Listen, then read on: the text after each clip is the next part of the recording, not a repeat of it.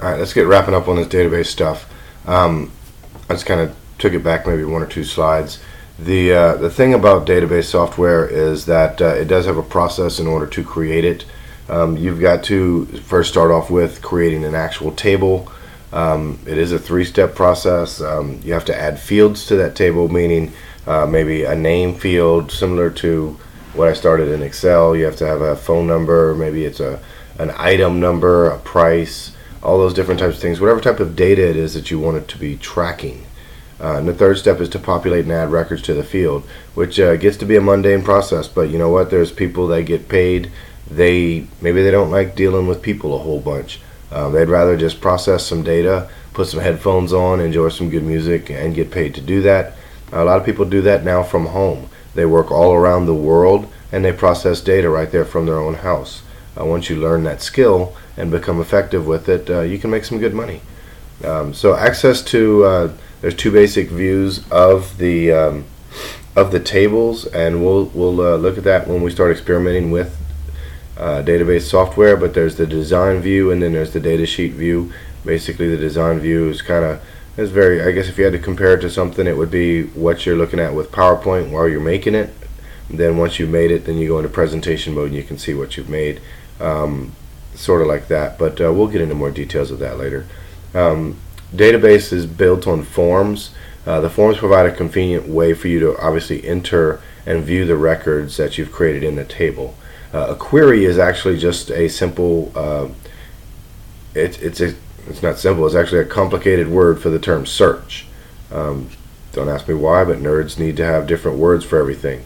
So a query enables you to locate records and match specific criteria, providing a way for you to ask a question about the information stored in a database. So actually, you can ask questions certain ways by providing a query, and then it will filter your answers. So if I were searching for, let's say I'm in the school database and I'm looking for someone named Alex, but I want to see all males named Alex that are freshmen, I would put Alex and male and freshman, and I'm not going to end up seeing all the Alexes that are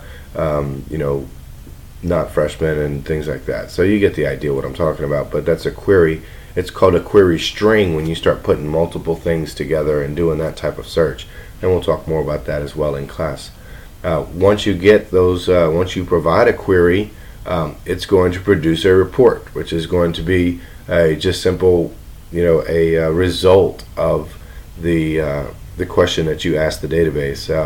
But it's going to allow you to organize and summarize and usually print out the information so that you can use it for whatever purposes that you're using.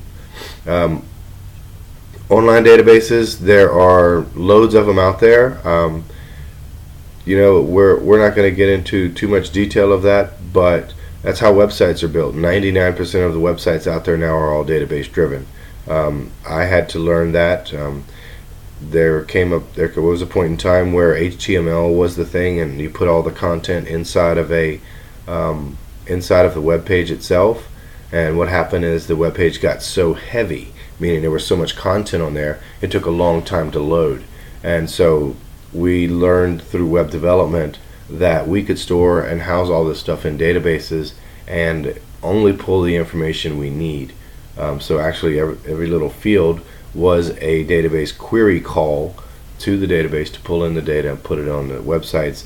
So websites got to be a lot more robust, a lot more useful, and we were able to use a lot more data in a website by using a database concept structure.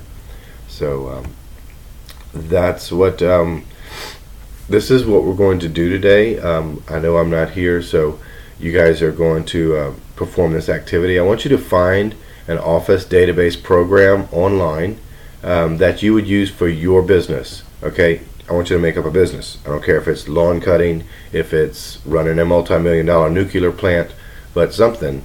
You do have 200 employees, just know that. The software should manage your payroll. Now we're looking for a database program software. Okay, you heard me on that. Database program. Don't get me. Don't say, oh, I'm going to use Microsoft Word and spend 2 minutes on this and hand it in, because you will get an F. Okay. If you're looking for a database software, the software should be able to manage payroll for 200 employees. Should also be able to manage employee data, meaning health records, all that type of stuff. You got 200 employees. How many of those employees are office workers? How many of those employees are janitors? How many of those employees are salespeople? So obviously you're going to categorize them and that type of stuff. You're not going to actually do this. I'm just looking for you to find a software that does it. You just simply go online and research that. And the software should also be able to track your inventory, meaning the inventory of the company that you represent. So your company obviously is going to have to sell something, or you're going to house some sort of inventory. Okay, so you'll need to track that. That is going to be an activity for today for you guys to do. Then a couple questions that you need to answer. You're going to need to say which specific software you chose. You need to tell me why you chose that software and how much will it cost. You're going to post all those answers in an Edmodo assignment that I'm going to create for you. You'll see it on the class site. Just go ahead and post it. And that's it for today. I will see you guys tomorrow. I'm sorry I'm feeling sick today, and I hope you all have a great day.